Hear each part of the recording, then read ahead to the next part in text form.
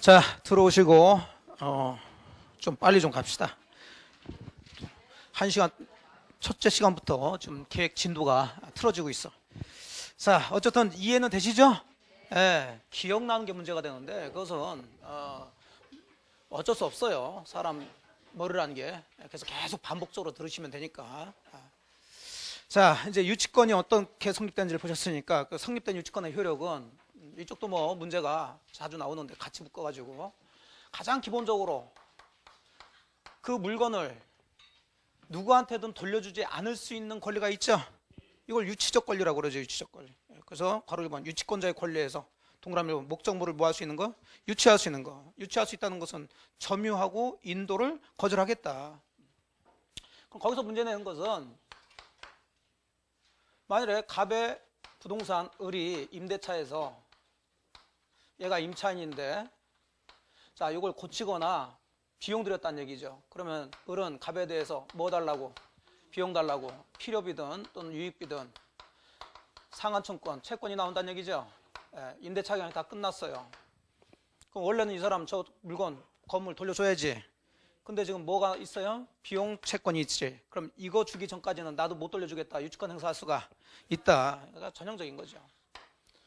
자, 그럼 이 사람이 자, 이 비용을 빨리 줘야 되는데 안 준다. 그러면 좀 이따 보시겠지만 자, 이 사람 같은 경우는 계속 이 물건을 점유하고 있어야 되겠죠. 자, 임차인이. 예.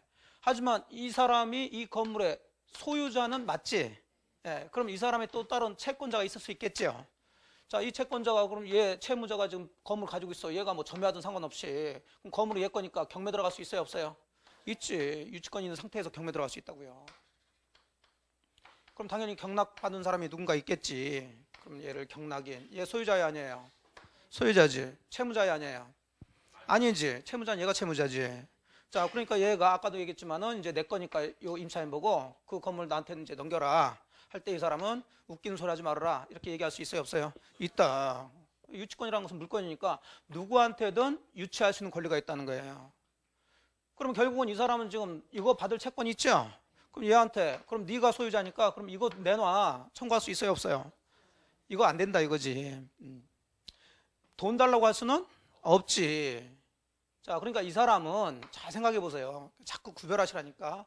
돈 달라는 뭐가 있고 그 다음에 지금 뭐가 있고 점유권도 있어요, 없어요? 있어. 그러니까 이걸 잘 구별하면서 들어가셔야 되니까. 그럼 이 사람은 임대차 기간이 끝났지만 비용 달라는 채권과 함께 그걸 담보하는 뭐 유치권 하려니까 지금 뭐 하고 있어? 점유권 다 이렇게 있는 거지. 그럼 이 사람은 지금 우리 눈에는 안 보이지만 몇 개의 권리를 가지고 있는 거야? 3개. 같이 봐야 돼? 따로 봐야 돼? 아, 따로따로 보라니까.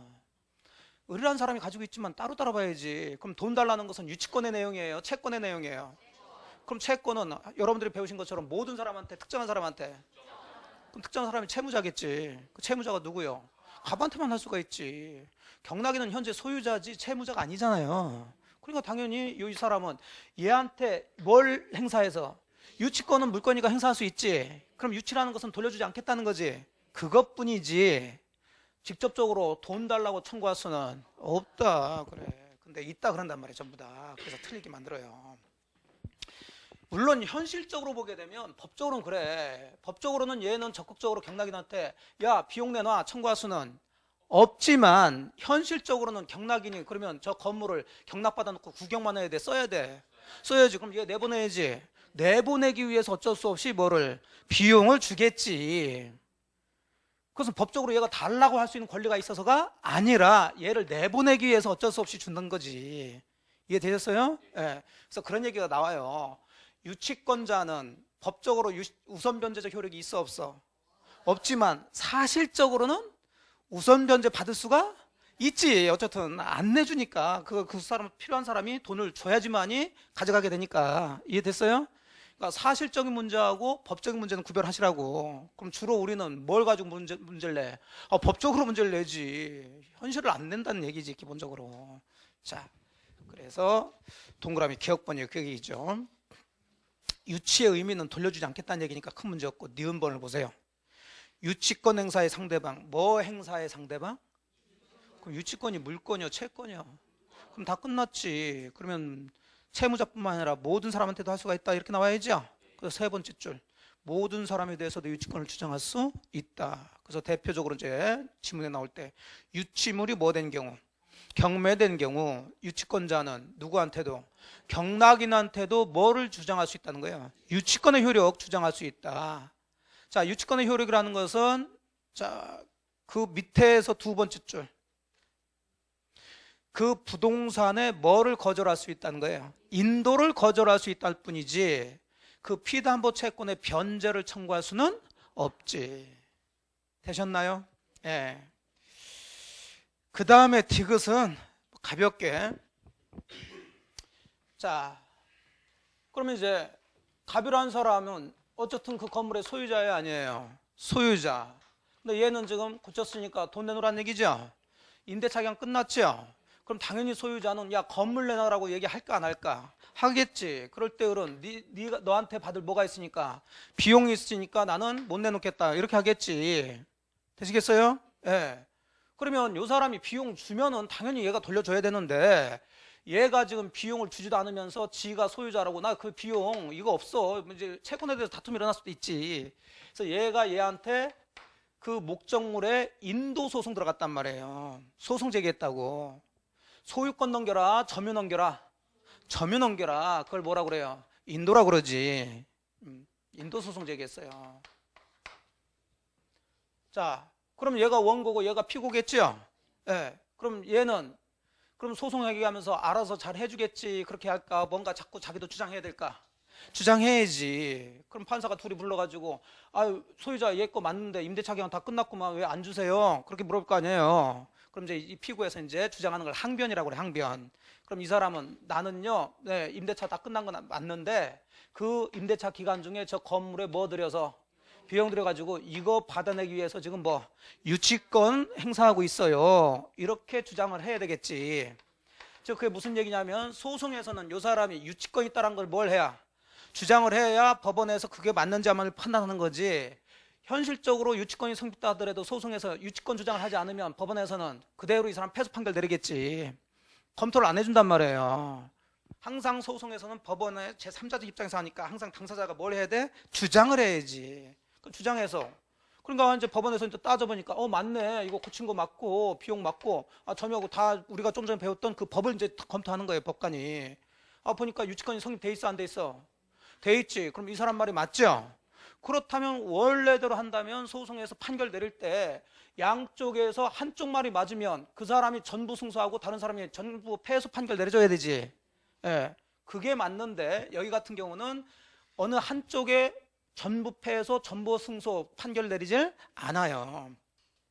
그렇게 돼버리면 서로 계속 또 싸울 수밖에 없으니까 법원은 싸운 것을 해결해 주는 거지. 그럼 결국은 이 사람도 저 건물을 돌려줄 의무는 있는 거예요 없는 거예요? 이 사람 돈 줄 의무 있어 없어? 있으니까 이제 서로 제발 좀 싸우지 말고 법원에 다시 오지 말고 당신은 이거 주고 그 다음에 당신은 그거 받으면서 건물도 돌려주고 이렇게 해서 좀 끝내세요. 이렇게 판결 내려줘요. 이해되셨어요? 그러니까 서로 주고 끝내라 이렇게 판결 내린다고. 그걸 뭐라고 그러냐면 상환, 이행 판결 또는 급부 판결 이렇게 얘기해요. 되셨죠? 예, 그렇게 이제 판결 내리는 거지. 피고가 유치권을 주장했을 때 그게 정당하다면 원고 전부 패소 판결 내린다 그럼 맞아 틀려? 틀려. 가끔 이것도 문제 나와요. 이게 우리 법에서 이제 우리가 시험 범위에서 2번 이게 나와요. 2번. 서로 주고받고 있는 건데 주고받고 있을 게 있는데 소송 누가 들어왔다 그러면은 끝낼 때는 항상 주고받고 끝내세요 하지 누가 이겼다 졌다 이렇게 얘기를 하지 않는다고. 자, 그게 이제 동그라미 디귿인데 자, 원고의 목적물 인도 청구소에 대해 점유자인 피고가 뭘 주장했어? 유치권 주장해서 그게 법원에서 받아들여졌죠? 그러면 그럴 경우 법원은 자, 상환, 이행 판결, 자, 원고 일부 승소 판결이라고 그러는데 그것까지 보지 마시고 주로 상환, 이행 판결 또는 급부 판결 요걸 하게 됩니다. 그냥 가볍게 보시고 계속 동그라미 2번 내려가죠. 자, 이제 가장 기본적인 권리 그 목적물을 뭐 할 수 있는 권리? 유치할 수 있는 권리. 유치라는 것은 돌려주지 않을 뿐이지 돈 달라고 직접적으로 청구할 수 있는 것은 아니다. 그 다음에 동그라미 2번 뭐 또 할 수 있냐면 경매도 청구할 수 있어요. 자, 어쨌든 간에 유치를 하려면 계속 그 유치권자가 그 물건을 뭐 하고 있어야 돼? 점유. 자, 이 점유하면서 잘 점유 관리해야 될까요? 그냥 함부로 해야 될까요? 잘해야 돼. 나중에 의무를 보시겠지만. 그러면 이것도 힘든 얘기 아니에요, 사실은. 왜? 이걸 안 주면 계속 남의 물건을 끝났는데도 계속 뭐 해야 돼? 점유해야 돼. 그러면 임차인 입장에서는 빨리 지금 다른데 지금 이사 가야 되는데. 예. 그리고 그 다음에 계속 점유하는 것도 비용 많이 들겠죠. 그러니까 이 사람은 이 부동산을 뭐 들어갈 수 있다? 경매 들어갈 수 있단 말이에요, 경매. 그래서 322조를 보니까 동그라미 1항 유치권자는 채권 변제를 받기 위해서 유치물을 뭐 할 수 있다? 경매할 수 있어요. 자, 그러면 유치권자도 경매 신청할 수 있다 없다? 있다. 있는데 거기 주의해서 볼게. 유치권자는 채권 변제를 받기 위해서 유치물을 경매할 수 있다 이랬죠? 그럼 이 경매는 자, 만일에 이걸 유치권자는 채권의 우선 변제를 받기 위해서 유치물을 경매할 수 있다. 맞아 틀려? 틀려요. 우선 변제 효력은 없다고 그랬어요. 예. 그러니까 이것은 이런 경매는 이제 저당권자가 실행하는 경매하고 좀 달라요. 또 민사 집행법을 가게 되면 이것은 유치권자가 그 물건을 계속 보관 관리해야 되죠. 그러기 어려우니까 그 물건을 그냥 돈으로 바꿔놓겠다 그 얘기지. 그래서 그냥 돈 가지고 자기도 채권이니까 다른 사람 받아갈 사람 다 받아가고 난 다음에 이제 요거 별로 안 되니까 나도 받아내겠다 이런 얘기예요. 그래서 돈으로 바꾸기 위한 경매다. 그래서 이걸 뭐라 하냐면 환가를 위한 경매라고 그래요. 거기까지는 보지 마시고 그래서 되도록이면 얘기 안 하려고 그래요. 안 나오는 것은. 예. 근데 거기서 주의하실 것은 유치권자도 경매 신청할 수 있다 없다? 있다. 단순하게 나오면 유치권자도 채권 변제하기 위해서 경매 신청할 수 있다 없다? 있다. 유치권자도 채권 우선 변제 받기 위해서 경매 신청하는 것은 아니란 말이에요. 되셨죠? 예. 그래서 기억번에 환가를 위한 경매가 그 얘기인데 뭐 의미는 그런 얘기니까 그거보다는 법조문 가지고 들어갑니다. 다시 322조 법조문 2항 들어갑니다. 자, 경매도 청구할 수 있지만 이걸 같이 놓으면 안 되는데 자, 또 이걸 뭐라고 그러냐면 동그라미 2번 정당한 이유가 있을 때는 유치권자는 감정인 평가에 의해서 유치물로 직접 변제에 충당할 것을 법원에 뭐 할 수 있다? 청구할 수 있다. 자, 이것을 경매권이라고 하지 않아요. 이것은 간이 변제 충당이라고 그래요. 이거는 간이 변제 충당. 어려우면 니은 번 보시면 돼. 밑에 제목 그대로 써주면 돼요. 그러니까 경매 신청권과 간이 변제 충당권은 같은 거 다른 거 다른 얘기야. 다른 얘기인데 저희 교재는 지금 동그라미 2번 경매권 안에 그걸 다 집어넣고 있죠. 예. 그러면 이게 헷갈린단 말이지. 경매 신청하는 건 경매 신청하는 거고 간이 변제 충당이라는 것은 뭐 이런 부동산은 그렇지 않겠지만은 아까 같은 시계 같은 경우 아니면 동산 같은 경우 옷 같은 경우 자기가 받을 돈과 그 자기가 유치하고 있는 물건의 가격이 별 차이 안 난다. 그럼 유치권자는 이거 받을 때까지 계속 뭘 하고 있어야 돼? 설명하고 있어야 돼. 그럼 남의 거니까 하여간 언제 찾아올지 모르니까 언제 이거 줄지 모르니까 1년이든 2년, 3년이든 계속 전매해야 된다는 문제가 생기죠. 예. 자, 그러니까 그냥 이 가격하고 내가 받을 돈하고 이 시계하고 시계도 이제 오래돼가지고 가격 별로 안 나가니까 비슷하니까 그냥 이거 대신에 이 물건 내가 가질래요.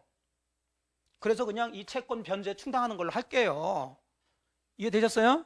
이게 무슨 경매야. 그럼 유치권자가 그냥 가져버리는 거지. 채권 받는 대신에 그 물건 내가 갖겠다 그 얘기지. 이해되셨어요? 이걸 뭐라고 얘기한다고? 간이 변제 충당이라고 한다고. 그러니까 경매하고는 좀 다른 얘기가 되는 거지. 그러니까 그걸 따로따로 얘기가 돼줘야 돼요. 그러니까 이제 가끔 다음 중 유치권자의 권리가 아닌 것 그랬을 때 자, 경매 신청권 있어요 없어요? 간이 변제 충당권. 그래, 그렇게 따로따로 보니까 따로 나온다니까 문제가. 우리는 같이 집어넣어가지고 여러분들이 헷갈리게 만들 수 있는데 따로 보시란 말이에요. 다만 이거 같은 경우는 함부로 지가 가지면 안 되지. 그래서 법좀 읽어보니까 감정인 평가를 하고 법원에 그렇게 청구할 수 있단 말이죠. 제가 가지면 어떨까요? 법원에 허락을 받아야 돼. 되셨나요? 예. 그럼 계속 들어갑니다. 이 경우에는 당연히 유치권자는 미리 채무자한테 뭘 해줘야 될까? 통지해줘야 되겠지. 야, 네가 지금 이거 돈 안 주니까 그럼 그 돈 대신에 내가 네 물건 내가 가질게. 통지를 하고 법원에 청구해서 법원 허락받으면 이제 가져버린다는 얘기지. 그럼 이제 채권도 없어지겠지. 유치권도 없어지고. 되셨나요? 예. 이걸 뭐라 한다고요? 그래, 간이 변제 충당한다고. 자, 그 다음에 오른쪽에 동그라미 3번 우선 변제권은 있어 없어? 없어. X. 첫째 시간 자려다가 왜 그래? 없지. 우물물추는 없어. X 해버리면 되고. 그 다음 동그라미 4번. 자, 유치권자는 그 물건을 뭐 하는 사람이에요? 점유하고 있죠. 자, 선의 점유자일까? 악의 점유자일까? 유치권자가 유치권자 점유하는 게 선의 악이요? 악이야? 아까 적법해야 된다는 얘기죠. 유치권이 성립되려면 점유가 돼야 되고, 점유는 뭐 해야 돼?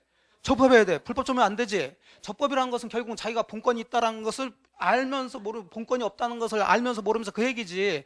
자기가 뭐 있다는 거, 유치권이 있다라고 믿고서 점유하는 거겠지. 아이, 그게 선이지, 쉽게 얘기해서. 그러니까 여러분이 그런 걸 모른다 하더라도 법적인 사고를 들어가서 유치권은 법적으로 보호가 돼요, 안 돼요? 되지. 자, 선의 점유자하고 악의 점유자 누구를 보호해 줄까, 법에서? 그래, 그럼 당연히 유치권의 점유는 그렇게 들어가셔야지. 유치권이라는 권리를 인정해 줘 놓고 그거 악의 점유자다 그럼 틀리면 말이 안 되는 소리. 이게 말이 안 나와. 제가 여러분의 생각에 저는 당연히 선의 점유겠지 이렇게. 무슨 악이야 이게. 그러니까 이제 이런 문제가 나와요. 그럼 이 사람이 점유죠? 그럼 우리가 점유권 배웠어, 안 배웠어? 그럼 이 사람의 점유는 우리가 하자 있는 점유와 하자 없는 점유로 나눠왔죠? 거의 대부분 그러면 하자 있는 걸로 없는 걸로, 하자 없는 걸로 추정받아야 되겠지. 그럼 이 점유에 대해서 다툼이 일어날 때 누가 입증을 해줘야 될까? 상대방. 이렇게 들어가는 이게 이제 2년 전에 나왔던 문제예요. 어차피 유치권자도 점유를 하고 있는데 결국 우리는 점유를 하고 있으면은 또 이 사람은 유치권이라는 권리도 인정하고 있는 사람이죠. 그럼 법적으로 보호되는 점유를 이 사람들이 하고 있겠지. 그럼 법적으로 보호되는 점유는 하자가 있는 거 없는 거, 없는 것 중에 선의도 들어가잖아요. 당연한 얘기가 되는 거지. 물론 이제 소유의 의사는 아니겠지만. 이해되셨어요? 그게 법의 느낌이라니까. 그러면 선의의 점유자라면 우리가 배운 것 중에 점유권에서, 그래서 이제 점유권은 모든 권리의 기초가 되는 거예요. 과실수취권이 있어요, 없어요? 있어. 그러니까 유치권자는 과실 취득해서 이 채권에 충당할 수가 있다, 그런 얘기야. 네가 안 주니까 거기서부터 나는 과실해가지고 이거 채권 충당할 거야. 되셨어요? 예, 그 동그라미 싸움. 그러니까 이건 외우는 게 아니라니까. 유치권자는 어차피 그 물건을 뭐 하고 있는 사람이고, 점유자는 무슨 점유? 선의 점유자는 과실을 취득할 수 있다라고 우리가 배웠으니까 당연히 유치권자도 과실을 취득할 수 있는 권리가 있다, 이렇게 들어가야지. 그래서 뭐 조문에 써 있지만 323조 보니까 유치권자는 유치문의 과실을 수취해서 다른 채권보다 먼저 그 채권 변제에 뭐 할 수 있다? 충당할 수 있다는 얘기예요. 되셨나요? 예. 그럼 과실 나오면 법정 과실, 천연 과실, 묻는다, 묻지 않는다? 묻지 않는다. 자, 사용 이익도 다 포함된다 들어가겠지. 니은 번역입니다. 천연 과실, 법정 과실 불문하고 사용 이익도 포함한다. 원리대로 쭉 들어가시면 돼. 그 다음에 동그라미 5번 유치물 사용권이라고 나오는데 이렇게 쓰면 또 안 된다고. 그러면 상식적으로 한번 생각해 보세요. 지금 우리는 유치권자의 권리를 얘기하고 있죠. 그럼 시험 문제는 다음 중 유치권자의 권리가 아닌 거 맞는 거 이렇게 문제를 내는데, 유치권자가 유치물을 사용할 수 있는 권리라고 그렇게 써버리고 해버리게 되면, 그럼 유치권자가 생각해 보세요. 남의 물건이죠. 자, 시계점 주인이 시계 고쳤는데 수리비 안 주니까 막 지가 차고 다니고 막 그래? 그럴 수 있는 권리가 있어? 말도 안 되는 소리지. 세탁소 주인이 세탁비 안 준다고 막 자기가 어떻게 그런 권리가 없잖아요. 근데 왜 거기다 썼어? 그래서 제가 이 교재를 이렇게 보면 조금 그런 것들을 생각을 하면서 들어와야지. 그럼 우리는 공부하면서 권리를 보니까 유치물도 사용할 수 있는 권리가 있구나. 이렇게 보니까 이건 유치권자의 권리로 오해하고 문제를 푼단 말이야.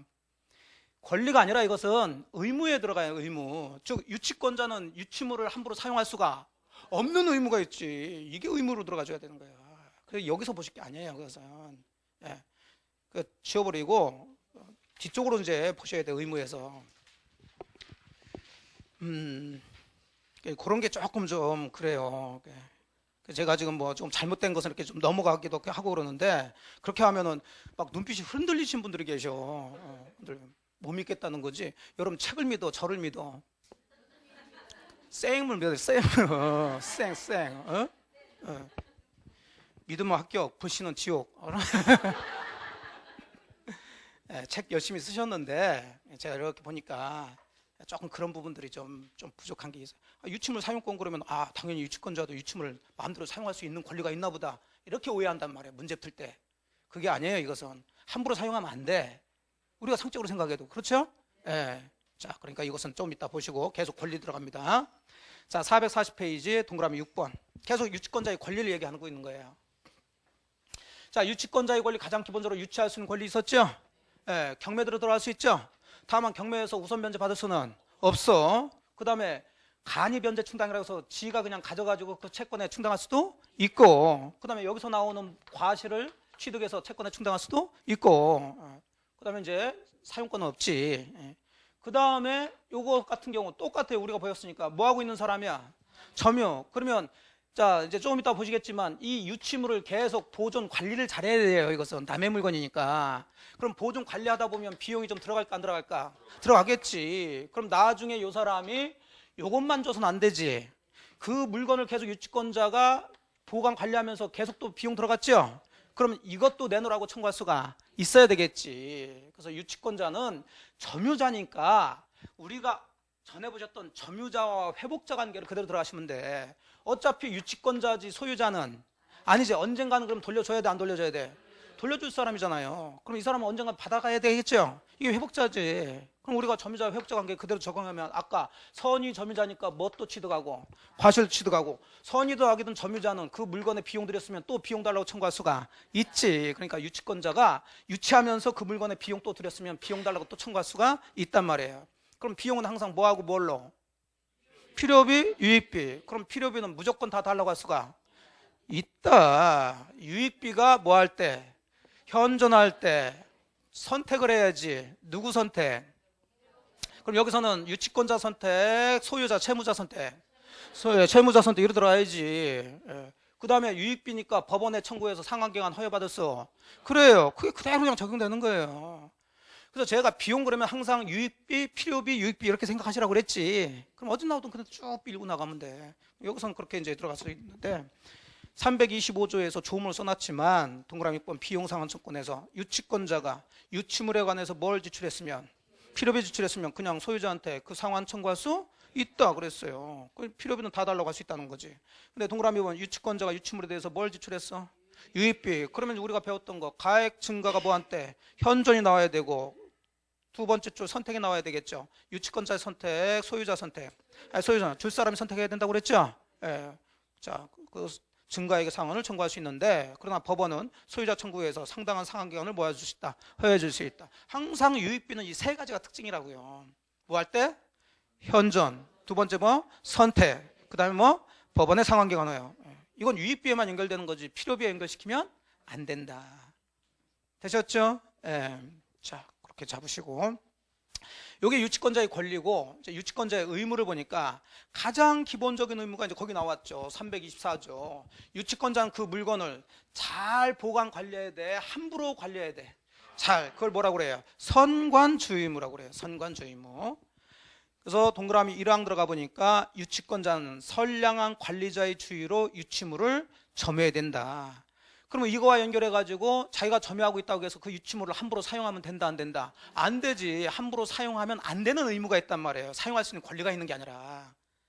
다만 함부로 사용해서는 안 되지만 어쩔 수 없이 사용할 수 있는 경우가 있더라는 거지. 예외적으로. 두 가지가 있는데 첫 번째는 당연히 소유자가 그래도 사용해라. 뭐 했어? 허가해서 허락받았어. 승낙받았으면 당연히 사용할 수 있어야 되겠죠. 예. 그 다음에 허락, 승낙이 없다 하더라도 자, 잘 생각해 보세요. 이 사람이 지금 비용 안 준다. 그럼 저 건물을 계속 점유해서 유치권 행사할 수 있다는 거죠. 그럼 이 사람은 선량한 관리 의무, 선관주의 의무가 있다는 거예요. 잘 관리하라는 얘기죠. 그러면 선량한 관리자 주의 의무로 들어간다 그 얘기는 저 건물을 그냥 엉망으로 놔둬라. 계속 보존시켜라. 보존시켜야 되지. 그럼 보존은 항상 현상을 뭐 하는 거예요? 그럼 여러분이 생각할 때 건물 같은 경우는 안 사는 게 현상 유지가 쉬울까요? 살면서 관리하는 게 현상 유지일까요? 살면서지. 그러니까 그러면 요거 같은 경우는 이 건물의 뭐를 위해서? 보존을 위해서는 꼭 요 채무자 소유자의 허락이 없다 하더라도 계속 사용할 수는 있겠지. 예외적으로 그렇게 사용할 수 있는 거지 원칙적으로 사용할 수 있는 게 아니에요. 그러니까 전제 조건으로는 유치권자는 사용할 수 있는 권리가 있는 게 아니라 사용해서는 안 될 의무가 있는 거지. 이해됐죠? 사용해서는 안 되는데 예외적으로 두 가지. 자, 소유자의 뭐가 있거나 승낙이 있거나 그건 뭐 당연한 얘기가 되고, 승낙이 없더라도 그 목적물의 뭘 위해서? 보존을 위해서는 사용할 수가 있다, 이러라는 거지. 되셨나요? 예. 그게 이제 동그라미 2번 얘기예요. 일단 유치권자는 채무자의 뭐 없이는, 승낙 없이는 유치물을 사용하거나 다른 사람한테 대여하거나 담보 제공하지 못하지. 의무지. 근데 이제 거꾸로 하면 채무자의 승낙 없이 그랬으니까 승낙이 있으면 가능하다는 얘기가 되겠죠. 예. 또 그러나 유치물의 뭐에 필요한 사용은, 보존에 필요한 사용은 그러하지 아니하다 그랬으니까 굳이 채무자 승낙 받을 필요 없이 사용할 수 있다는 거지. 되셨어요? 예. 그래서 그 얘기를 그 밑에서 설명하는데, 그 밑에는 그냥 법조문을 그대로 베껴놓은 거니까, 자, 다시 앞쪽 439페이지 가시면 동그라미 5번, 거기서 이제 자세히 설명해 놨어요. 자세히 설명해 놨는데 그냥 제가 설명드린 거 똑같잖아. 324조. 그렇죠? 예. 그럼 같은 게 권리가 될 수도 있고 의무가 될 수 있는 건 아니지. 그러면 동그라미 기억번을 들어가세요. 자, 조문을 읽었으니까 다시 한번 확인하는 거예요. 자, 원칙적으로는 사용할 수가 있어 없어? 없고 예외적으로 뭐 된다?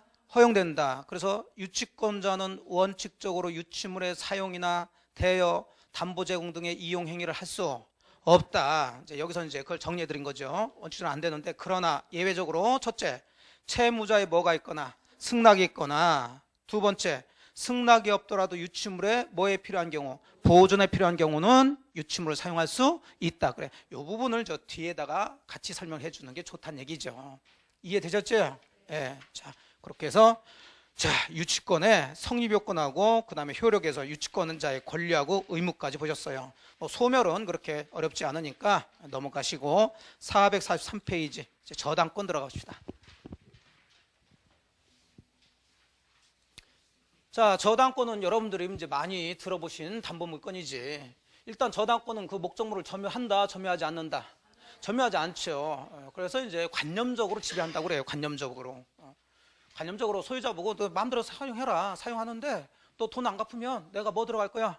경매 들어갈 거야. 그래서 경매에서 이제 거기서부터 나온 경매 대금으로부터 일반 채권자나 후순위권자보다 내가 먼저 받아갈 거야. 아주 강력한 담보물건이 되는 거죠. 가장 흔한 거. 그럼 저당권도 물건이니까 대항력이 있을까 없을까? 있지. 뭐 그건 기본적인 얘기고. 자, 그러면 저당권 서술의 의의를 읽어보시는데, 의 뭐 외우란 게 아니라 의미만 느끼라는 거예요.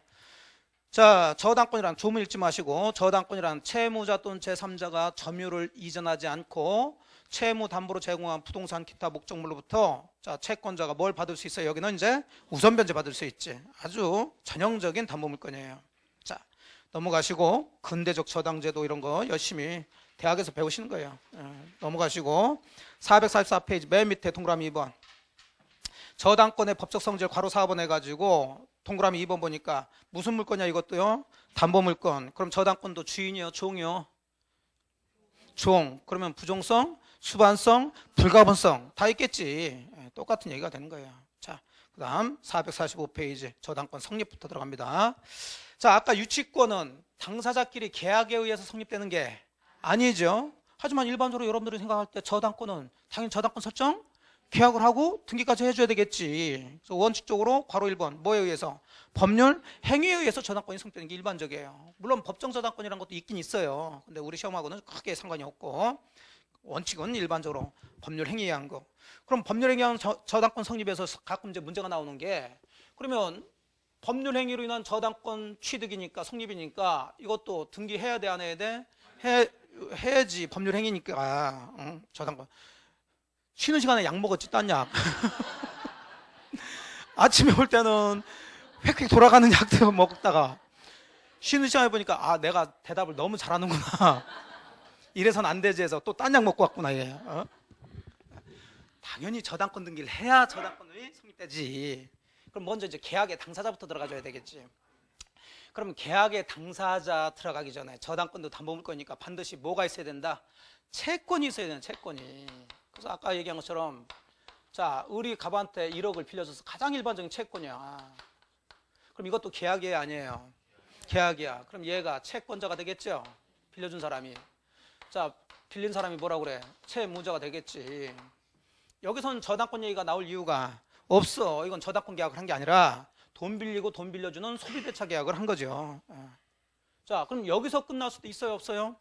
있지. 이거야 지들 마음이지. 근데 채권은 발생됐는데, 자, 여기서 끝나고 이제 친한 사이라면 네가 돈 생겼을 때 나한테 그냥 줘라 이렇게 들어갈 수 있지만, 그래 너를 믿지만 나중에 어떻게 될지 모르니까 돈이 거짓말하지 사람이 거짓말을 하는 건 아니니까, 그러니까 네가 못 갚을 때 그걸 대비하기 위해서 부동산이 있으니까 그 부동산으로부터 내가 이 채권을 먼저 받아낼 수 있도록 저당권 설정하자.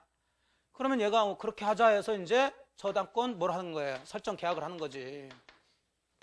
이렇게 따로따로 보시란 말이에요. 이거하고 이걸 같이 한다 하더라도 그럼 우리는 이걸 봐야 되겠지. 저당권 설정 계약. 그럼 저당권 설정 계약에 또 양 당사자 계약이니까 있겠죠. 자, 이제 이쪽을 이제 뭐라고 그러냐면 채권자를 하지 않고 저당권자라고 그래요. 저당권을 취득하려는 사람. 그럼 이 사람을 저당권 설정자라고 그러는데, 가장 기본적으로 이제 누가 저당권자가 되고 누가 저당권 설정자가 되느냐, 이제 이거부터 찾자는 얘기지. 되셨나요? 예. 그럼 저당권 계약을 하고 이제 등기까지 하면 이제 저당권 성립되는데, 자, 그러면 저당권자는 누가 아무나 저당권자가 될 수 있냐, 그 문제예요. 그럼 우리는 저당권이란 권리를 취득하는 사람이죠. 그럼 이 저당권은 주인이다, 종이다? 이것만 가진 사람이 있을 수 있다, 없다? 원칙적으로 없지. 항상 뭘 가진 사람이 저당권을 가져야 돼? 채권. 그럼 위에 채권자라는 사람이 있어요, 없어요? 그러면 당연히 저당권자는 항상 누가? 채권자가 저당권자가 돼야지. 은행에서 돈 빌려줬으면 은행이 채권자면서 나중에 근저당권 설정하면 은행이 근저당권자가 되는 거지. 되시겠죠? 원칙적으로 다른 사람이, 채권자도 아닌 사람이 저당권자가 될 수는 없는 거예요, 원칙적으로. 저당권은. 자, 그래서 동그라미 니은번 계약의 당사자는 저당권자와 저당권 설정자인데, A번 저당권자는 원칙적으로 피담보채권의 누구? 채권자야 돼요. 되셨죠? 그런데 이제 우리 판례는 현실을 생각해서 예외적으로 채권자 아닌 누구를, 제3자를 저당권자로 해가지고 등기해서 요 사람이 저당권자가 되는 경우도 있더라는 거지. 자, 그럴 경우는 어떻게 들어가줘야 되냐면 함부로 해서는 안 되고, 그러면 채권자라는 사람이 있으면 누구도 있어요? 채무자, 그 다음에 제3자라는 사람이 있겠죠? 요 제3자 간에 요렇게 하기로, 채권자 아닌 사람이 뭐가 되기로? 저당권자 되기로 합의가 돼야 돼, 합의가. 그리고 뭐 그 어쩌고저쩌고 나오는데 키워드는 합의예요. 그래서 계속 읽어보면 채권자와 채무자 및 제3자 사이에 뭐가 있어? 합의가 있었고 어쩌고저쩌고 하면 세 번째 줄맨 끝에 그럴 경우에는 제3자 명의 저당권 등기도 뭐하다? 유효하다. 자, 그러면 이게 전세권에서도 이제 같이 나오는데, 하여간 전세권이든 뭐든 이게 키워드예요. 자, 제3자 명의로 등기를 하려면, 원칙적으로 등기가 되려면 계약의 당사자 명의로 등기를 해야죠. 이게 등기법 아니야. 근데 계약 당사자 아닌 제3자 명의로 등기가 되려면은 원칙적으로 안 되는 거죠. 안 되는데 요 제3자 간에 뭐가 있다면, 합의자가 보이면 제3자 명의로도 등기한 게 유효가 된다. 이렇게 들어가시라고. 전세권이든 저당권이든 상관없이. 이해되셨나요? 근데 이게 없으면 제3자 명의 저당권 등기 되면 돼, 안 돼? 안 되지. 이거 좀 반드시 채권자가 저당권자가 돼야 되니까. 자, 그래서 이제 저당권자에 대한 얘기고. 그 다음에 이제 상대방 저당권 설정자 들어갑니다. 그러면 원칙적으로 여기 저당권자가 반드시 채권자인 것처럼 여기도 그러면 채무자가 꼭 반드시 저당권 설정자야 되냐? 그럴 필요는 없죠. 자, 돈 빌린 사람이 자기 부동산에 저당권 설정을 한다 그러면 돈 빌린 사람이 설정자가 돼서 같겠죠. 하지만 돈은 지가 빌리고, 자, 자기가 부동산이 없다라면 부동산만은 친구한테 부탁해가지고, 자, 쉽게 얘기해서 보증 서달라 이렇게 얘기할 수도 있지. 근데 보증이 친구는 자기 몸으로 물건으로 네 부동산에 지금 저당권 좀 설정해달라 부탁하게 되면, 친구가 와서 저당권 계약을 해야지. 그럼 친구가 저당권 뭐가 되는 거예요? 설정자 되는 거지. 그럼 채무자는 별도로 있고. 되셨나요? 그럼 저당권 설정자는 누구도 될 수 있고 또 누구도 될 수 있고, 제3자가 되는데 뭐 합의 같은 거 있을 이유가 없어. 그냥 지가 하겠다는데 뭐. 됐나요? 아무나 상관없어. 이 사람 입장에서는 누구 부동산이든 이거 못 갚으면 경매해가지고 받아내기만 하면 되니까 꼭 채무자 부동산일 이유는 없지. 그러니까 여러분들이 이제 가끔 이제 여기 합격을 하셔가지고 그거 이제 깜짝깜짝 놀라는데 이제 합격을 하셔서 중개업을 합니다. 그럼 가끔 전화를 와요. 이제 업을 하다 보면 뭐 이렇게 막히는 게 있겠죠. 뭐 막히는 게 있으면 어떻게 그래도 좀 그래도 1년 이렇게 했다고 친하다고 이렇게 전화해 해가지고 물어본다고 물어봐. 그럴 때 전화해. 그럴 때 딴 데 전화하고 좋은 일 있으면 전화 안 해. 그러면 딱 봐가지고 이제 우리 저 수강생 하셨던 분이다 그러면 딱 느낌이 온다고. 아 뭔가 지금 물어보려고 하는 거구나. 받을까 말까. 되도록이면 받죠. 에이스 다 해드린다고 걱정하지 말고 에이스 다. 그 이제 뭐 별별 것들이 다 이제 질문 들어와요. 질문 들어오는데 제가 해줄 수도 있는 것도 있고 그렇지 않은 것도 있고 그런데 이제 보통 이제 민법과 관련된 것 또는 이제 등기나 이런 거와 관련된 것들은 제가 설명을 해드리지. 근데 너무 어이없는 것들이 가끔 오는 경우도 있어. 뭐냐면 등기부를 보니까 소유자하고 채무자가 다르대. 응? 이거 어떻게 하면 좋아요? 이렇게 하는데 아니 뭐 이게 어떻게 하면 다를 수 있어요 없어요? 아 있지. 자 이게 이거란 말이에요. 지금 돈은 누가 빌리고 갑이 빌리고 지금 자 병이란 친구한테 부탁해서 병의 부동산에 저당권 계약에서 등기했겠죠. 그럼 그 부동산 소유자는 누구야? 병으로 됐겠지. 근데 저당권 등기할 때 채무자를 반드시 쓴다고요. 그럼 채무자가 보통은 소유자하고 채무자가 같은 게 일반적이지. 그렇죠? 근데 채무자를 보니까 누구로 돼 있어? 갑을 이거 어떻게 하면 좋겠냐 이렇게 들어가. 뭘 어떻게 하면 좋아? 그냥 해.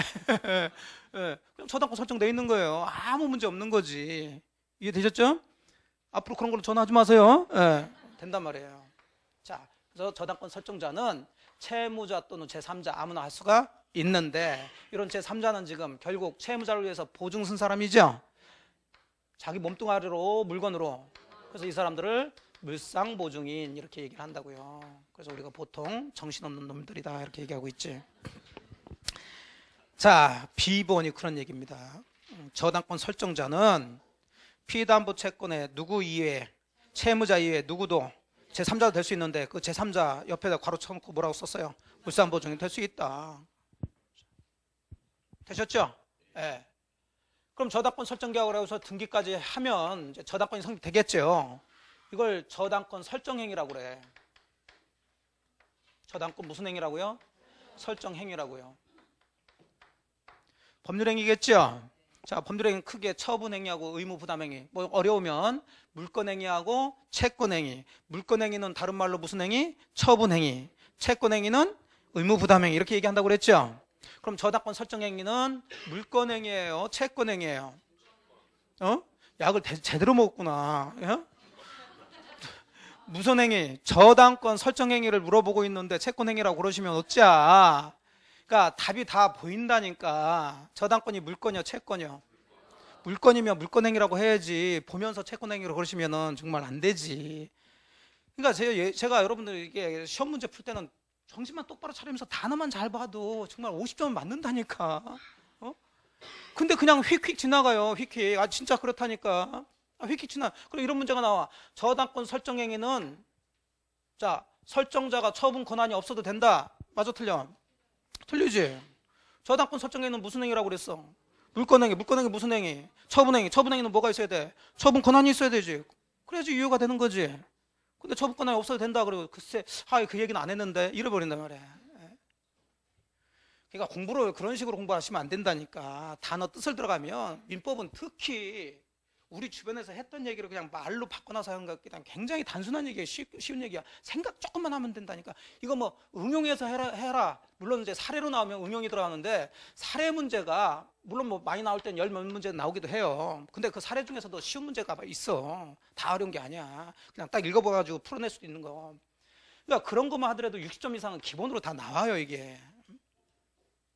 근데 이 60점이 안 나온다. 민법 이제 1년 열심히 했는데 그분은 조금 이제 공부 방법이 좀 잘못됐다는 얘기야. 말 뜻을 제대로 잘 들어가시라니까. 자, 그 밑에 있어, 그 밑에. 자, 저당권 설정 계약은 무슨 행위이므로? 처분 행위이므로. 설정자는 목적물에 대한 뭐가 있어야 돼? 처분 권한을 가지고 있어야 되겠지. 그거 외울 거예요? 아니지, 이게 뭘 외우기는. 되셨나요? 예. 자, 뭐 1, 2월 되니까 그래 아직까지 뭐 그게 잘 안 와닿아 있다. 그래 지금까지는 지금까지 뭐 살아왔던 생각 가지고 하다 보니까 잘 안 왔다 생각돼. 근데 만일에 7월, 8월, 9월 달 됐는데도 이런 얘기 하는데 그런 시대가 한다 그러면 정말 고소할 거야 여러분들.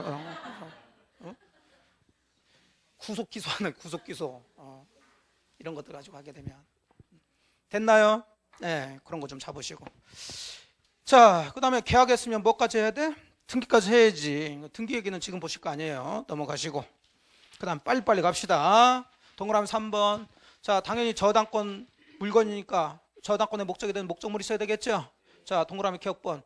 민법상 저당권의 객체가 될 수 있는 것은 동그라미 A번. 기본적으로 부동산이겠지. 동산에 대해서는 저당권 설정할 수 없겠죠. 민법상으로. 뭐 토지하고 건물일 텐데, 자, 권리에 대해서 저당권 설정할 수 있어요, 없어요? 있죠. 우리가 앞서 보셨던 지상권이나 전세권도 저당권의 목적이 될 수 있다고 그랬지. 그러니까 이런 것들을 이제 앞쪽에서 안 보고 왔지만 가장 기초적인 물건에 대한 설명에서 맞는 거 틀린 거 돼서 물건은 반드시 물건을 목적으로 해서 성립한다. 맞아, 틀려? 틀려. 일반적으로 물건을 목적으로 하지만 권리를 목적으로 한 물건도 있더란 얘기지. 그 대표적인 게 저당권이에요. 되셨나요? 자, 그 다음에 B번. 자, 저당권의 목적이 되는 것은 기본적으로 부동산이죠. 그럼 부동산 일부에는 저당권 설정할 수 있을까 없을까? 없어. 건물 중에 안방만 저당권 설정한다. 되겠어 안 되겠어? 안 돼. 전부에 대해서 해야 되겠지. 하지만 지분에 대해서는 저당권 설정할 수 있다 없다? 있어요. 용익물권하고 반대로 들어간다고. 용익물권은 부동산 일부에도 할 수 있어요 없어요?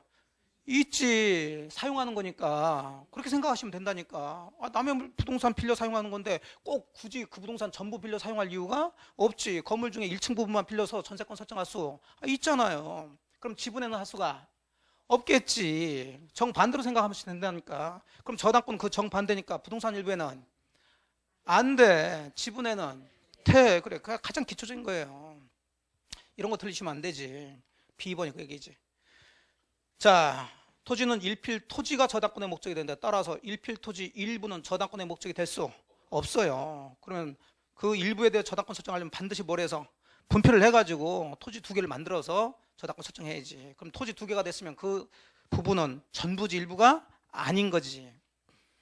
됐어요? 예. 자, 동그라미 4번은 그럼 저당권으로 담보할 수 있는 채권은 뭐가 있느냐? 아까 유치권은 채권이 굉장히 독특했죠? 여긴 그거 상관없어요. 두 번째 줄. 피담보 채권 종류에는 뭐가 없다? 제한이 없다. 그럼 그걸로 끝나야 돼. 그러니까 그런 식의 공부 방법 들어가셔야 된다고. 뭐 제한이 없다, 방식에 뭐 무제한이다, 뭐 불문한다 이런 얘기 나오면 얼마나 공부하는 게 좋아. 신경 쓸 거 있어요, 없어요? 없어. 금전 채권이 아닌 채권 저당권의 목적이 될 수 있나요, 없나요? 있어. 장래 특정된 채권 할 수 있나요, 없나요? 있어. 아무 상관이 없단 말이야. 채권이기만 하면 된단 말이지. 자, 그렇게 보시고 447페이지에 이제 괄호 2번은 법률 규정에 의해서 저당권이 성립되는 경우가 있는데 이건 뭐 큰 문제는 되고, 자, 이제 저당권 성립되는 걸 보셨으니까 밑에 이제 3번 저당권의 효력, 여기부터 시험 문제가 이제 많이 나오기 시작하죠. 그럼 도대체 저당권은 어디까지 미치느냐 그 문제인데 항상 둘로 나눠서 얘기합니다. 담보물권은 뭐가 있어야 돼? 채권. 그럼 저당권의 효력이 미쳐서 다른 사람보다 먼저 받아낼 수 있는 권리가 있어야 되겠죠? 그럼 먼저 받아낼 수 있는 채권의 범위를 잡아줘야지. 왜 범위를 잡아줘야 되냐면, 자, 만일에 요 을이라는 사람이 갑한테 1억을 빌려주고 저당권 설정했다. 그럼 이 부동산에는 후순위권자가 또 들어올 수 있어요 없어요? 있단 말이에요. 이 사람이 점유 사용하는 게 아니기 때문에 전세권자나 저당권자들이 쭉 들어올 수 있다고요. 그럼 나중에 항상 일이 터질 때를 생각해 줘야 되니까 얘가 얘한테 1억을 못 갚으면 얘는 직접 경매 들어갈 수 있죠. 그럼 경매 들어가게 되면 이제 요 저당권 뒤에 들어온 것은 다 없어지게 되니까 이 사람들은 전부 다 배당 참가해서 돈 받아가야죠. 근데 순서가 여기가 맨 선수니까 여기부터 해서 이제 순서대로 배당을 해준단 말이에요. 그러면 후순위 들어온 사람들은 선순위에 저당권이 있는 건 줄 알면서 왔겠지. 거기까지는 알면서 왔으니까 얘가 나중에 일이 잘못되면 나보다 더 먼저 받아가겠구나 그렇게 느끼면서 왔겠죠. 거기까지는 알아. 근데 얼마만큼 먼저 받아가는지 알 수가 없지. 그 범위를 잡아줘야 후순위권자들도 그걸 예상해가지고 얘가 있지만은 요 정도까지 저당권의 효력이 미치니까 채권 중에서 요만큼만 먼저 받아가겠구나. 그럼 당연히 그걸 감안해서 돈을 빌려주거나 또 전세금 잡을 때 그걸 감안해서 잡겠지. 이해되셨어요? 그래서 이 저당권의 효력이 미치는 채권에게 범위를 법에 정해놓을 수밖에 없단 말이에요. 이해되시죠? 예, 그래서 이제 첫 번째는 채권 얘기하고 두 번째는 경매 들어갑니다. 그럼 경매는 아무거나 채무자거라고 해서 다 경매 들어가는 게 아니라 뭐에 효력이 미치는, 저당권에 효력이 미치는 것만 경매 들어가야지. 그건 채권 얘기예요, 물건 얘기예요. 물건, 그럼 저당권에 효력이 미치는 물건은 어디까지 있는지 그것 찾아야 되겠지. 그래서 저당권 효력 가장 기본적으로 하게 되면 저당권에 효력이 미치는 채권과 저당권 효력이 미치는 목적물, 이걸 얘기하는 거예요. 그 외에도 몇 가지가 있지만. 되셨나요? 예. 자, 그래서 괄호 1번 보니까 저당권의 효력이 미치는 뭐의 범위? 비담보 채권의 범위. 여긴 뭐 시험 문제가 그렇게 많이 나오진 않고 찬찬히 읽어봅니다. 360조에 조문이 딱 잡혀져 있는데, 자, 저당권은 원본에 당연히 미쳐야 되겠지. 그 여기서 원본 얼마예요? 1억. 이건 받아내야지 당연히. 근데 그것뿐만 아니라, 자, 그러면 이 사람이 돈 1억 빌려주면서 다달이 이자 받을 수 있겠죠? 자, 그럼 이자도 저당권으로 받아내야 돼, 안 받아내야 돼? 받아내야 되겠지. 그래서 이자도 이제 저당권 효력이 미치고. 그 다음에 뭐가 있어요? 위약금. 자, 갚아야 되는데 얘가 위반해가지고 못 갚았죠?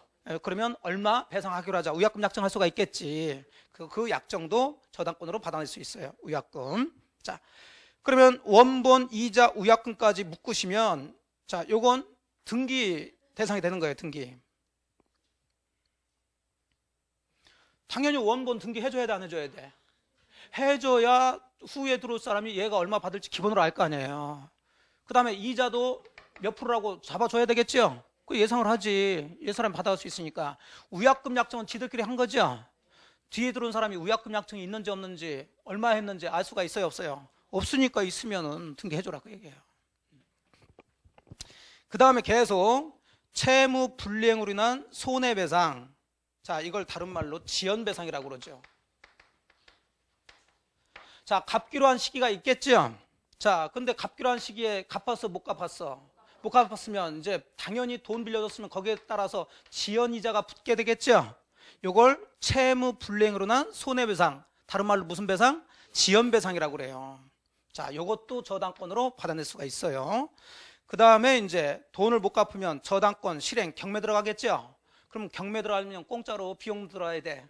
비용. 그럼 그 실행 비용도 저당권으로 받아낼 수 있어요. 거기까지 담보가 된다. 자, 그럼 기본적으로 몇 가지가 있냐면 5가지. 원본, 이자, 위약금, 채무불이행으로 한 손해배상, 지연배상, 그 다음에 뭐 실행비용. 여기까지 이 저당권자가 후순위권자보다 먼저 받아낼 수 있다는 거예요. 자, 그런데 거기서 문제가 되는 게 뭐냐? 그걸 다 외우라는 게 아니에요. 이 지연배상이지. 그럼 지연배상은 돈 빌려주고 저당권 설정 등기할 때는 이것은 알 수가 없는 거지. 나중 일이니까. 이해됐어요? 실행비용도 마찬가지지. 돈을 못 갚았을 때 경매 들어간다는 거죠? 그럼 저당권 설정 등기할 때는 등기할 수가 있을까 없을까? 없지. 그 두 가지는 등기 대상이 아닌데, 뭐 그건 참고적으로 보고, 그거보다도 지연배상 같은 경우는, 자, 갚을 때가 됐는데, 예를 들어서 2019년, 뭐 2018년도에 돈 빌리고서 뭐 2월 1일 날 갚기로 했는데, 자, 요걸 못 갚았단 말이에요. 그럼 계속 거기에 따라서 지연이자가 붙겠죠? 그럼 이 사람은 꼭 경매에 들어가야 돼? 기다릴 수 있어? 기다릴 수 있지. 몇 년이든 기다릴 수 있어요. 그래서 오히려 이자를 더 불려가지고 얘가 더 받아낼 만큼 받아가지고 경매 들어갈 수 있어요. 한참 뒤에. 요게 나중에 이제 실무 들어가게 되면 이제 이런 걸 부실채권이라고 한다고. 이제 몇 년 지났어. 특히 은행 같은 데서 들어가게 되면 이쪽에서 이제 뭐 못 갚는다 그랬다고 해서 경매 들어가지 않고 막 오래 기다려줘. 그럼 지연이자가 엄청나게 올라오겠죠. 예, 몇 년씩 되면. 그럼 이자, 이제 은행 같은 경우는 나중에는 이자도 이자지만 원금 회수하는 게 가장 급해요.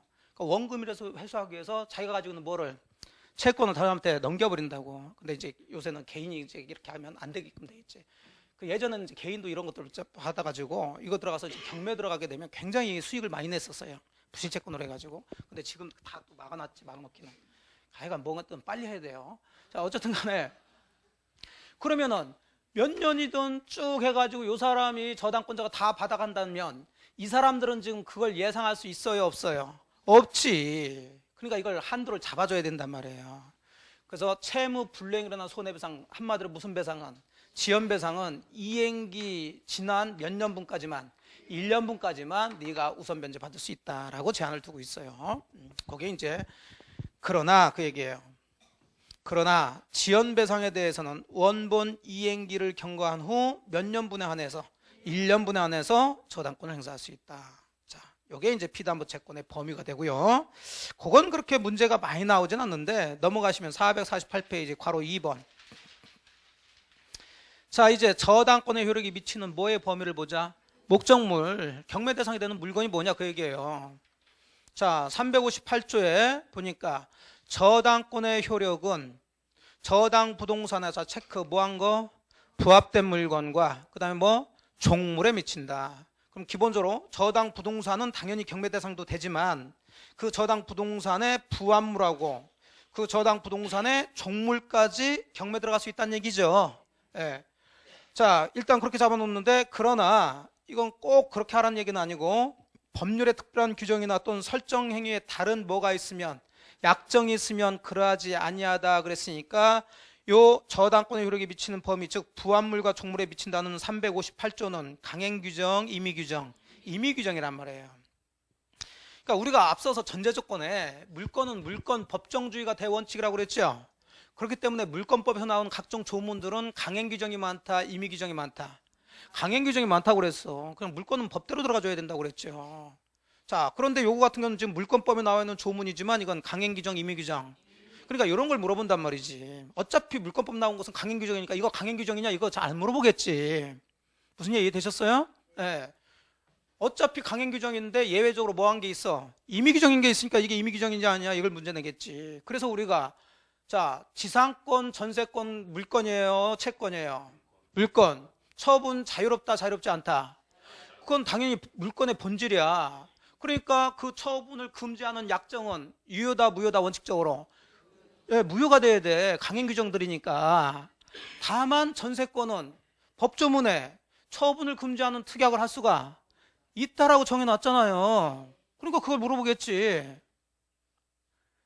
나는 생각이 하나도 안 나는데 괜찮아. 다음 이제 또 3, 4월 또 들어가니까 제가 계속 얘기하잖아요. 예, 수업은 계속됩니다. 예, 계속. 1년 끝나는 거 아니야. 3, 4월, 5, 6월, 7, 8월, 11월, 12월, 1월 또 딱 하게.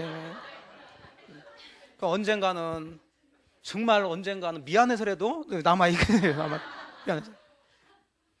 지난주에 한 거야. 지난주에 용임권 하면서. 응? 그래서 전세권 그거 조심하시라고 그랬잖아. 어쨌든 간에 이것저것 하면서. 그러니까 지상권은 토지 소유자 의사에 반해서도 양도할 수가 있어. 그건 당연한 거니까. 하지만 전세권은 쥐들끼리 양도금지 특약할 수가 있어. 그러니까 양도금지 특약했는데 양도하면 안 되지 그거는. 특약이야. 여기도 마찬가지예요. 다른 뭐가 있으면 약정이 있으면 그러하지 아니하다 그랬으니까 지들끼리 부합물이나 종물에는 저당권 효력이 미치지 않도록 하자. 약정할 수 있다는 거지. 되셨어요? 예. 그래서 밑에 설명 쭉 하면서 밑에 두 번째 줄 맨 끝에 제 358조의 규정은 무슨 규정이다? 임의규정이라고 딱 잡아놓고 있지. 그러면은 그것도 이제 한번 해보세요. 그러면 종물이나 부합물에 저당권 효력이 미치지 않도록 약정할 수 있나요? 그럼 그 약정은 뭘 해야 뭐 할 수 있는 거예요? 등기해야 제3자에게 대항할 수 있다. 당연히 이렇게 나와야지. 그렇게 지문 집어넣는다고. 됐어요? 여긴 안 나왔지만 우리가 이제 딱 기본 원리잖아 이게. 항상 약정 특약할 수 있는 게 유효라면 뭘 해야 뭐 할 수 있다? 등기해야 제3자한테 대항할 수 있는 거지. 자, 그런 기본 잡고 이제 여기선 문제가 되는 게 그럼 저당권 효력이 미치는 것은 부합물 아니면 종물이라는 얘기죠. 그럼 부합물이 아닌 것은 저당권 효력이 미치질 않겠지. 그래서 부합물인지 아닌지 종물인지 아닌지 거기에 따라 저당권 효력이 미치냐 안 미치냐 즉 경매 대상이 되냐 안 되냐 이거 문제 된단 말이에요. 근데 다행히 우리는 부합물을 배우셨나 안 배우셨나 이제 물어보기가 겁나 죽겠어. 막 겁나 부합물 또 아냐 난 안 배웠어 막 그럴 거라서. 소유권 파트에서 배우셨지? 그럼 당연히 부합물은 제가 안 해도 되겠죠? 안 그래? 자, 부합물 같은 경우는 토지가 있다. 토지에 저당권 설정했을 때 자, 무단으로 다른 사람이 토지 소유자 아닌 사람이 여기에 나무를 식재했다. 심었다. 이 나무에까지 저당권 효력이 미쳐 안 미쳐? 미쳐. 무단으로 했으니까. 근데 지상권자가 나무를 심었다. 나무에 미쳐 안 미쳐? 안 미쳐. 그건 부합물이 아니니까. 정당한 권한에 의해서. 토지에 저당권 설정했는데 무단으로 다른 사람이 여기에 건물 졌다. 자, 건물에 미쳐 안 미쳐? 안 미쳐. 부합물이 아니니까. 다른 사람이 무단으로 농작물을 경작했다. 저당권 효력이 미쳐 안 미쳐? 안 미쳐. 왜? 부합물이 아니니까. 자, 건물이 있는데 여기에 이미 저당권이 설정돼 있는데 여기에 임차인이 증축을 했다. 증축 부분은 자, 뒤를 읽으라고 그랬죠. 독립성이 없다 그러면 미쳐 안 미쳐? 미쳐야지 부합물이 되니까. 독립성이 있다 그러면은 안 미쳐야 되겠지. 그건 부합물이 아니니까. 그 얘기를 하는 거예요. 다시 거기 나옵니다. 자, 그래서 부합물은 기억번.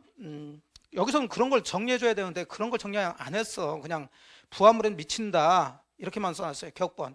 저당권의 효력은 저당 부동산에 부합된 물건에 미친다. 그거 모르냐? 위에 다 읽었는데. 자, 이때 부합의 시기는 그거 하나 착각하세요.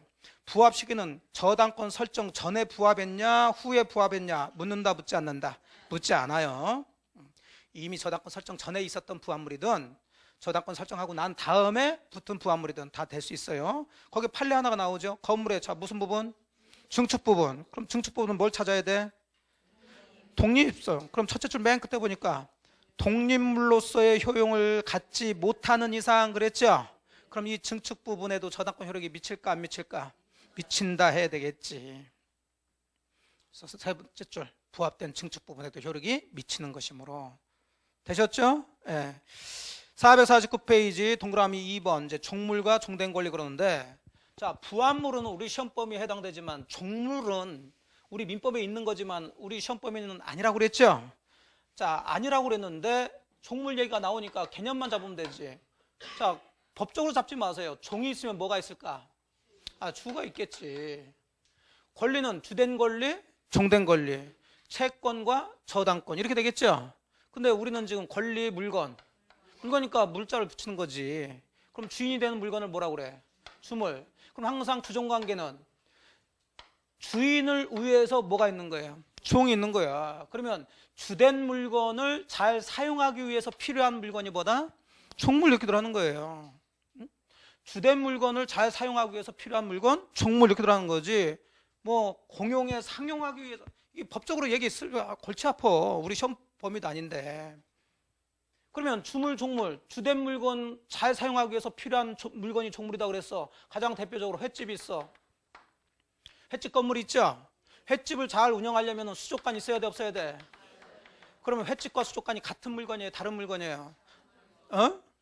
같은 물건이면 종물이 될 수가 없지. 종물, 주물이. 자, 주, 종은 다르다는 얘기잖아. 다만 이게 주인이게 종이란 얘기지.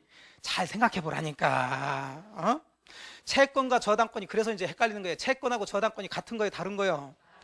왜? 채권은 주된 권리고 저당권은 종된 권리야. 다르니까 주종 얘기가 나오는 거지. 같으면 왜 그게 나와? 말이 안 나와 정말. 응? 이해되셨어요? 그러니까 조금만 확 들어가지 마시고 조금만 생각하면서 들어가시라고. 이해는 돼요. 갑자기 여기서 앞에서 물어보니까 그때 입은 자기 입이 아니죠? 머릿속에서는 아니라고 그러는데 입에서는 그라고 그러고 맞고 그래. 그럼 이해는 해. 횟집 건물하고 수족관은 다른 물건이지. 다른 물건이지만 횟집을 운영하기 위해서 뭐가 필요해? 그래서 횟집을 뭐라고? 횟집 건물을 주물, 수족관을 종물. 그럼 횟집 건물에만 저당권 설정했어요. 당연히 어디에도? 수족관에도 미친단 말이에요. 다만 당사자끼리 약정해서 야, 횟집 건물에만 저당권 설정 미치는 걸로 하고 야, 수족관은 저당권 대상이 되지 않는 걸로 하자. 특약할 수는 있지. 자, 여러분들 이제 차 끌고 가다 보면 주유소 있죠? 주유소 건물 있죠? 그럼 주유소에서 또 영업을 위해서는 뭐 건물만 전화해야 돼? 주유기도 설치해야 돼. 주유기, 기름 넣는 것도 있어야 될 거 아니야. 그럼 또 이거 주유소 건물하고 주유기하고가 같은 물건이야? 아니지만 주유기는 주유소 운영으로 해서 필요한 거죠. 그래서 주유소 건물이 뭐가 되는 거고 주물, 주유기가 종물 이렇게 되는 거지. 그럼 주유소 건물에다 저당권 설정했으면 당연히 뭐해도 주유기에도 미친단 말이에요. 이해됐어요? 네, 이런 걸 종물 이렇게 얘기해요. 그래서 옆에다가 뭐 종물 옆에 요 2가지 정도 써주시면 돼. 잘 나오지도 않아 우리 시험에서는. 다른 시험에서는 나올 수 있지만 왜? 종물, 주물은 우리 시험 범위가 아니야.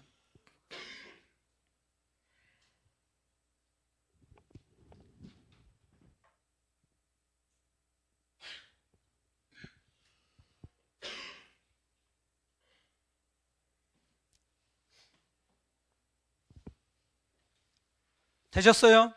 그럼 우리 시험에서는 이제 뭘 가지고 내냐면 주물, 종물 이론을 주된 권리, 종된 권리에도 그대로 적용해야 되겠죠? 어차피 주종이니까. 자, 그러면 권리 중에서도 종된 권리에도 당연히 저당권 효력이 미칠까 안 미칠까? 미친다 이렇게 들어가셔야 되겠지. 그 대표적인 게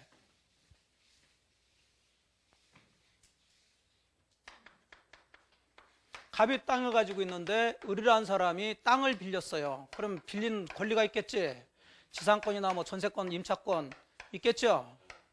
자, 이거 빌려가지고 여기다 건물 졌어. 그럼 건물은 누구 거예요? 을 거. 그러면 을이라는 사람은 건물을 뭐 하기 위해서? 소유하기 위해서 이 토지에 대해서 이런 권리를 갖게 되는 거죠. 그러면 건물 소유권과 사실 토지, 지상권, 전세권, 임차권은 별도의 권리지. 별도의 권리지만 이런 권리가 있는 이유가 을이 남의 땅에다가 건물을 뭐 하기 위해서? 소유하기 위해서니까 이런 권리들을 이 건물에 대한 무슨 권리라고 그래요? 종된 권리라 한단 말이에요. 일반적으로. 이해되셨어요? 그러면 을이라는 사람은 건물은 지 거니까 돈 빌리고 병한테 자 건물에 저당권 설정할 수 있어요 없어요? 있지. 그럼 당연히 이 저당권 계약이나 등기는 건물에 대해서만 얘기가 됐겠지요. 그 건물 등기부에 저당권 등기만 있었겠지. 자, 이 얘기는 아무런 얘기 없다 하더라도 당연히 그럼 이 저당권의 효력은 건물 소유를 목적으로 하는 뭐에도 지상권, 전세권, 임차권에도 미쳐야 되겠지. 자, 되셨어요? 예, 네, 이런 게 문제 나온단 말이에요.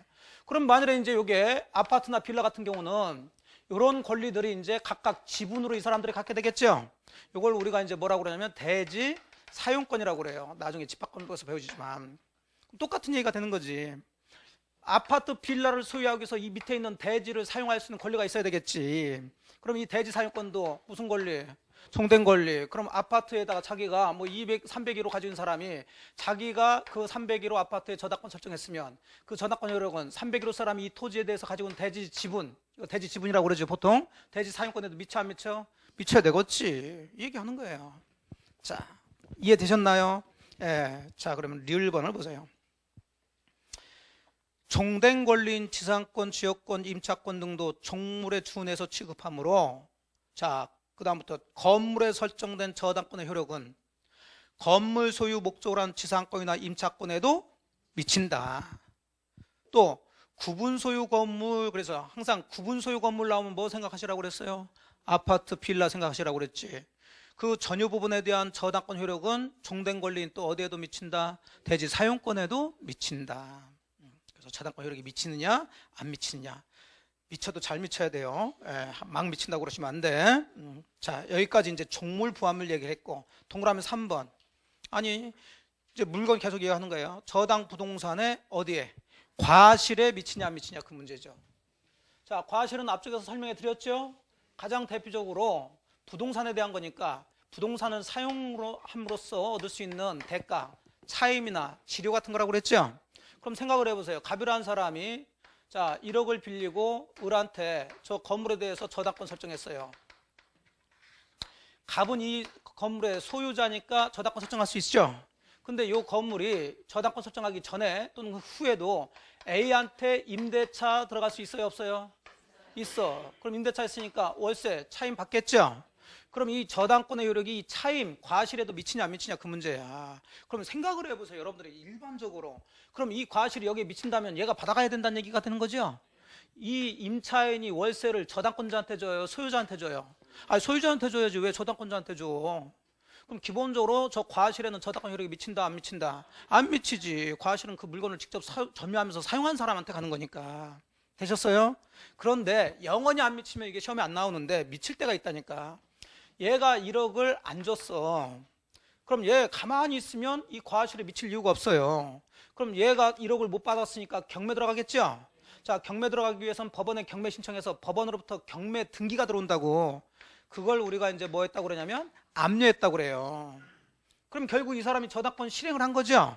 그럼 뭐 후에? 압류 후에 나온 월세는 이제 이쪽으로 넘어가야 된다는 거예요. 이제 받아내야 되니까. 이해되셨죠? 그러니까 과실 나오면 무조건 미친다 안 미친다 그렇게 하지 마시고 과실은 쭉 보시면서 뭐 압류 후에 미치는 거예요. 압류 후에. 자, 359조가 그 얘기야. 저당권의 효력은 저당 부동산에 대한 뭐 있은 후 압류가 있은 후에 어쩌고 저쩌고 저쩌고 과실에 미친다. 이게 나오죠. 다 읽으면 어려워. 그냥 거기서 키워드는 뭐후, 압류, 과실 이게 키워드란 말이에요. 하지만 종물이나 부합물에는 압류 그런 얘기 나오면 돼, 안 돼? 안 돼. 이것은 저작권 설정 전이든 후든 뭐든 상관이 없이 막 미쳐요. 구별 다시겠어요? 그러니까 이쪽에서 시험 문제를 많이 내는 거지. 기본이 되면서 들어가줘야 되니까. 자, 여기까지 이제 저당권 효력이 미치는 목적물을 보셨고 좀 쉬었다가 물상대위 좀 들어가도록 할게요.